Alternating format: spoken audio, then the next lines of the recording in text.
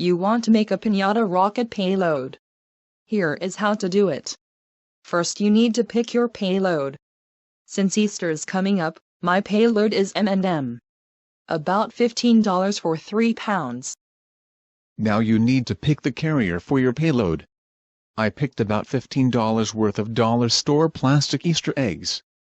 6 bags of 12 eggs making 72 eggs, 4 bags of 10 making 40 more eggs, and 2 bags of 8 eggs making 16 more eggs for a total of 128 eggs. When you deploy eggs out of a rocket, you need to bring them slowly back to Earth. A cheap way to do that is to make parachutes from plastic drop cloth.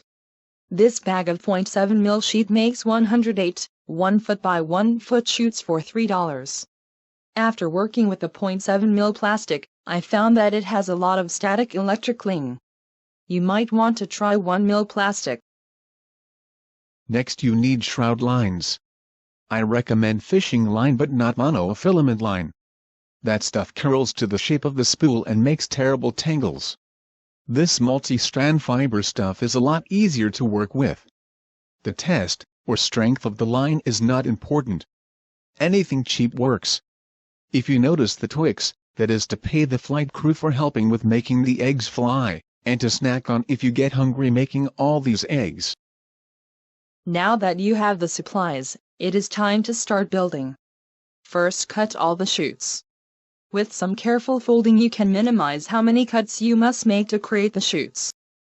A steel ruler makes an easy guide for cutting shroud lines. Wrap the line around the ruler. Tape the center and cut one end of the shroud lines. You will get a bunch of 2-foot long lines. You will need 2 lines per parachute. Assembling the chutes is easy with magic tape. I make J-bends in the lines and then tape them to the corners of the chutes. Many plastic eggs have holes already in them. If not, drill 2 holes in the eggs. Feed the 2 shroud lines through the holes and then treat the egg like a claw machine to scoop up some M&Ms. Then to seal it with one more piece of magic tape. Here is a video of how to do it. Alright, now that you have all the supplies here, grab a shroud line. And after I made these 1-foot shroud lines, I decided they're kind of tight. I'm going to use them this time, but you might want to do double the size of what the parachute is. These parachutes are 6-inch parachutes.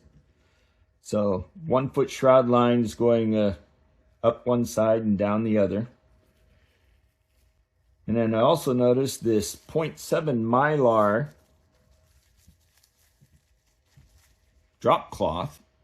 It's got a lot of static cling to it, so it makes it rather difficult to deal with. But to attach the shroud lines, just take a little bit of tape, and I always like to do a little bit of a J, and then stick it to the corner, and that tape sticks better to this plastic than it will ever fail. So keep on doing the shroud lines. It's better if you do not drop them.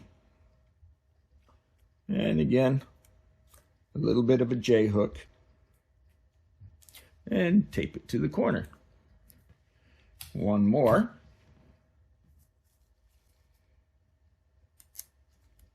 If some of this gets too boring, I'll do a little fast forward magic when I edit this.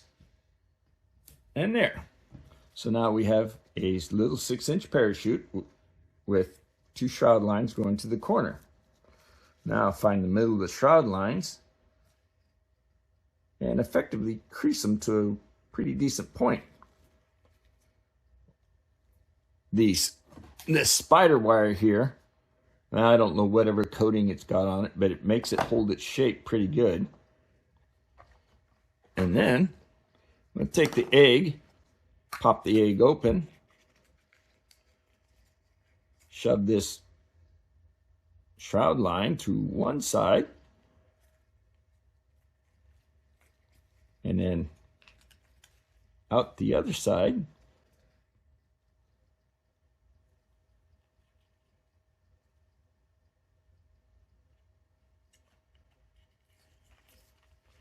And then once the shroud lines are out the other side,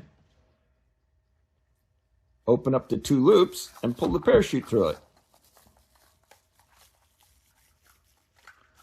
Once the parachute comes through, it'll hold this egg capsule together. Now, pretend you have a claw machine and claw up some M&Ms.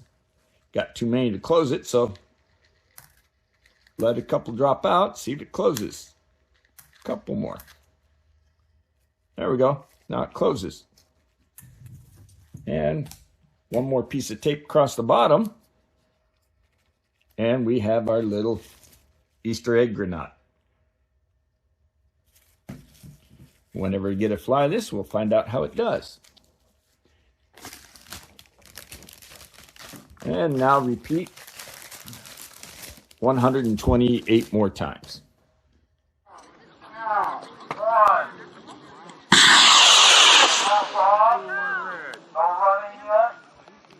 Oh, lost it.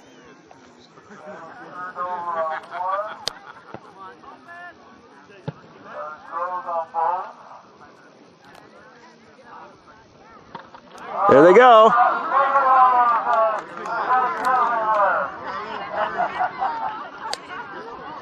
And we should see a flurry of children running up.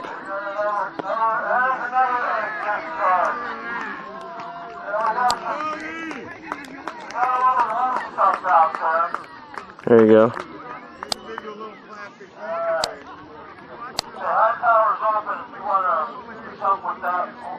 Yeah, go for it.